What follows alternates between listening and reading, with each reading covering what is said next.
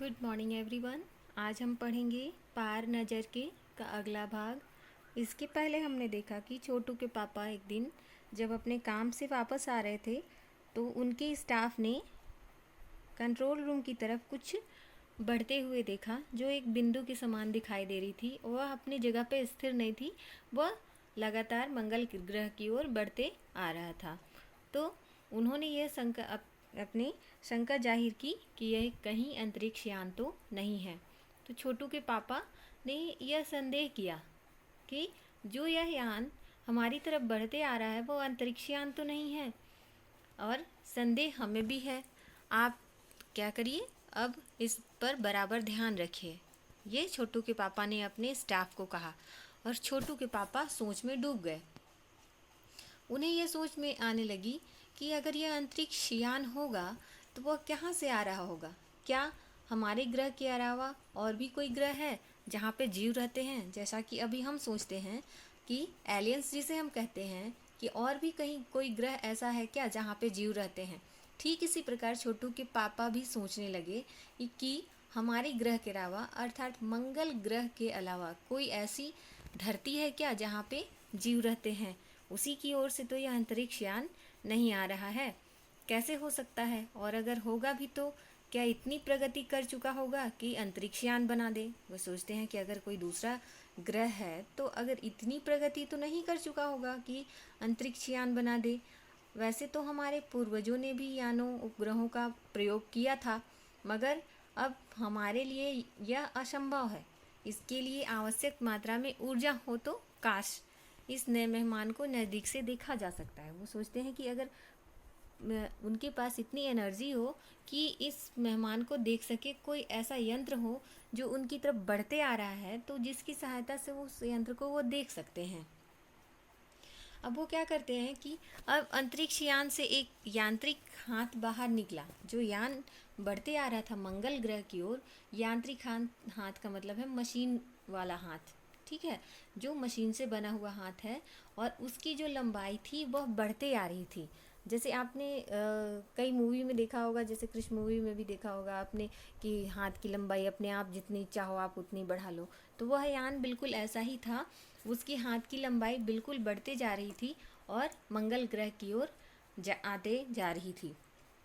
छोटू के पापा ने इसका अवलोकन जारी रखा कि भाई ये कौन सी चीज़ है।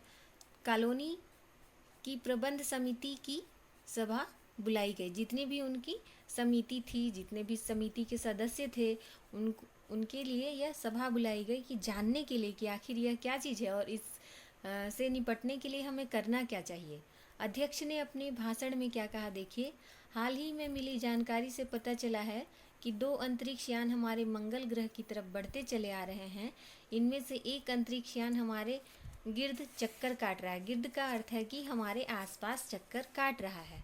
कंप्यूटर के अनुसार ये अंतरिक्ष यान नज़दीक के ही किसी ग्रह से छोड़े गए हैं। ऐसी हालत में हमें क्या करना चाहिए, इसकी कोई सुनिश्चित योजना बनानी जरूरी है।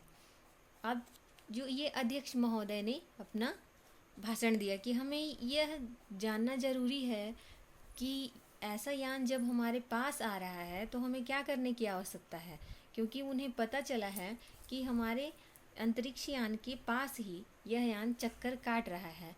अब नंबर 1 ने अपना क्या किया, नंबर 1 ने अपना जवाब पूछा। अध्यक्ष ने क्या किया कि नंबर 1 से अपना ख्याल बताइए, ऐसा पूछा। तो आगे देखते हैं। कॉलोनी की सुरक्षा की पूरी जिम्मेदारी नंबर 1 पर थी। उन्होंने कुछ कागज़ समेटते हुए बोलना आरंभ किया। इन दोनों अंतरिक्ष यानों को जलाकर खाक कर देने की क्षमता हम रखते हैं, मगर इसमें हमें कोई जानकारी हासिल नहीं हो सकती। अगर अंतरिक्ष यान को हम जला देंगे तो उसमें जितनी भी चीज़ें हैं सारी चीज़ें नष्ट हो जाएंगी, तो ये पता नहीं चल पाएगा कि यह अंतरिक्ष यान कहाँ से आ रहा था और किसने भेजा था। अंतरिक्ष यान बेकार कर ज़मीन पर उतरने पर मजबूर कर देने वाले यंत्र हमारे पास नहीं हैं।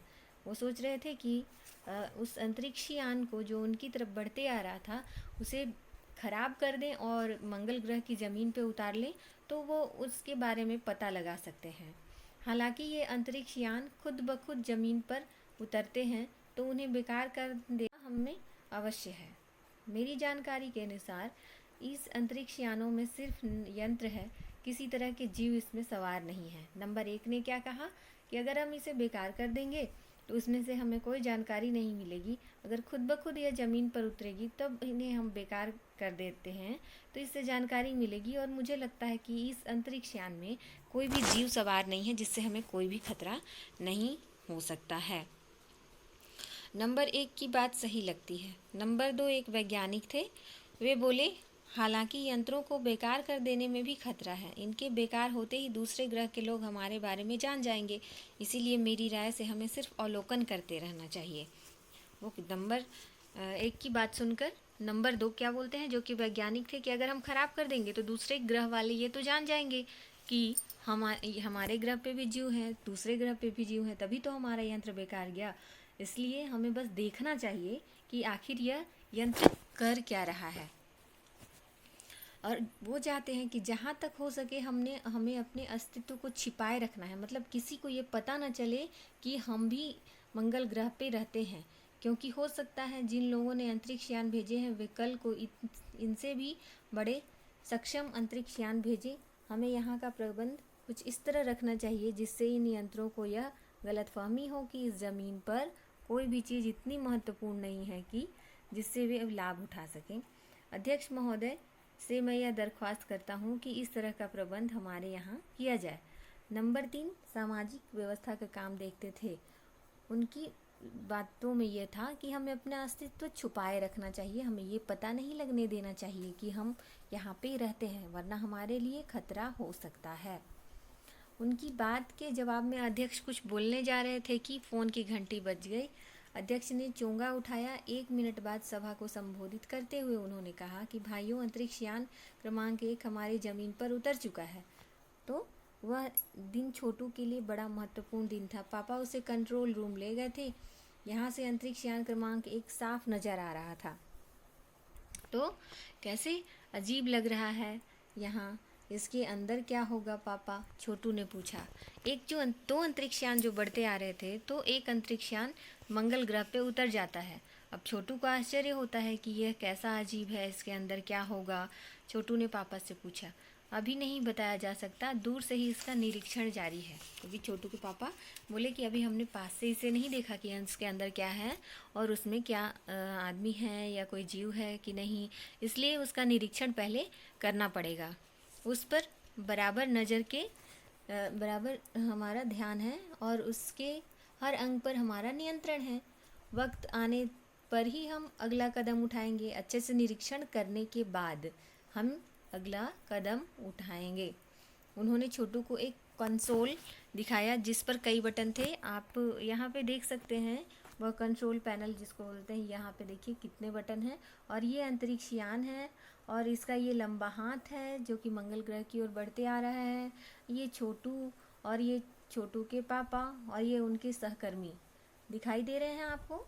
तो ये जो एलियंस के समान दिख रहे हैं, जैसे हम दूसरे ग्रह के जीवों को बोलते हैं ना एलियन, तो वो भी मंगल ग्रह के ये जीव हैं। तो उन्होंने यह दिखाया कि पहले हमें देखना पड़ेगा, निरीक्षण करना पड़ेगा। क्या किया उन्होंने, कंसोल को दिखाया छोटू को। अब अंतरिक्ष यान से एक यांत्रिक हाथ बाहर निकला।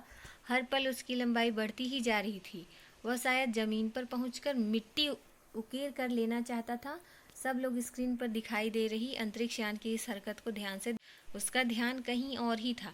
वो जो लंबा सा हाथ है वो क्या कर रहा था, अंतरिक्ष यान जो था वो मंगल ग्रह से मिट्टी ले जाके देखना चाह रहा था कि वहाँ मंगल ग्रह पे जीव संभव है कि नहीं। जैसे कि अभी आपने सुना होगा कि हम चांद पे जाते हैं, चांद से वहाँ की मिट्टी ले आके देखते हैं कि वहाँ पे जीव है कि नहीं, ऑक्सीजन है कि नहीं, पानी है कि नहीं। इसी प्रकार अभी भी मंगल ग्रह पर हमारे अभी हम धरती पे रहते हैं, फिर मंगल ग्रह के बारे में हम जानकारी इकट्ठा करने में जुड़े हुए हैं कि और भी अगर कोई दुनिया है जहाँ पे जीव संभव है, तो वहाँ से उसकी मिट्टी को लाना और उसका निरीक्षण करना ज़रूरी होता है। ठीक उसी प्रकार वह जो यांत्रिक मशीन थी, उसका जो यांत्रिक हाथ था, वह मंगल ग्रह से मिट्टी उठाने की कोशिश करता है। सब लोग उसे देख रहे थे, लेकिन छोटू का जो ध्यान था वह कंसोल पैनल पे था। और वह छोटू क्या था कि वो अपने आप को रोक नहीं पाया और उसने लाल लाल बटन उसे बहुत अपनी ओर आकर्षित कर रहे थे, तो वह उसे क्या करता है, लाल लाल बटन अपनी तरफ खींच रहा था, तो वो क्या करता है, दबाने की इच्छा रखता है कि वो लाल बटन कौन सी है। तो और वह यह सोच के उस बटन को दबा देता है, कंसोल पैनल के बटन को दबा देता है, और सब घंटी बजने लगती है। उन सबकी निगाहें उस पैनल पे आ जाती है, और छोटू की पापा ने क्या किया कि अपनी ओर खींचते हुए उससे एक झापड़ दे दिया और लाल बटन को पूर्व स्थिति में ला रखा। मगर उस तरफ अब अंतरिक्ष यान के उस यांत्रिक हाथ की हरकत सहसा रुक गई थी, यंत्र बेकार हो गया था। इधर पृथ्वी पर नेशनल एरोनॉटिक्स एवं स्पेस एडमिनिस्ट्रेशन अर्थात नासा द्वारा प्रस्तुत व्यक्त से सबका ध्यान अपनी तरफ आकर्षित कर लिया। मंगल की धरती पर उतरा हुआ अंतरिक्ष यान वाइकिंग अपना निर्धारित कार्य कर रहा है। हालांकि किसी अज्ञात कारणवश अंतरिक्ष यान का यांत्रिक हाथ बेकार हो गया है। नासा के तकनीशियन इस बारे में जांच कर रहे हैं तथा इस यांत्रिक हाथ को दुरुस्त करने के प्रयास भी कर रहे हैं। अब वो जब यांत्रिक हाथ मिट्टी उठाने की कोशिश करता है तो वो खराब हो जाता है, अर्थात मिट्टी नहीं उठा पाता है। इसके कुछ ही दिनों बाद पृथ्वी के सभी प्रमुख अखबारों में क्या छपा था, नासा के तकनीशियनों को रिमोट कंट्रोल के सहारे वाइकिंग को दुरुस्त करने में सफलता मिली है। यांत्रिक हाथ ने अब मंगल की मिट्टी के विभिन्न नमूने इकट्ठे करने का आरंभ कर दिया है। पृथ्वी के वैज्ञानिक मंगल की इस मिट्टी का अध्ययन करने के लिए बड़े उत्सुक थे। उन्हें उम्मीद थी कि इस मिट्टी के अध्ययन से इस बात का पता लगाया जा सकता है कि क्या मंगल ग्रह पर भी पृथ्वी की तरह जीव सृष्टि का अस्तित्व है। यह आज भी एक रहस्य है। यह जो है यह एक खोज पर ही आधारित है। जो हम पृथ्वी से ये जो यान था भेजा गया था, जो आपने अभी उस ऊपर में पढ़ा, जिसके लंबे हाथ थे, और मंगल ग्रह के जीव ये नहीं चाहते थे कि उन्हें पता चले कि और भी कोई दुनिया है और उनकी उस धरती पर दूसरी धरती के लोग कब्जा कर लें। लेकिन आज भी यह रहस्य है कि मंगल ग्रह पे जीवन संभव है या नहीं। इस प्रकार आपका यह पाठ जयंत विष्णु नार्लिकर के द्वारा लिखा हुआ था और इसका मराठी से अनुवाद रेखा देश पांडे ने किया है। ठीक है।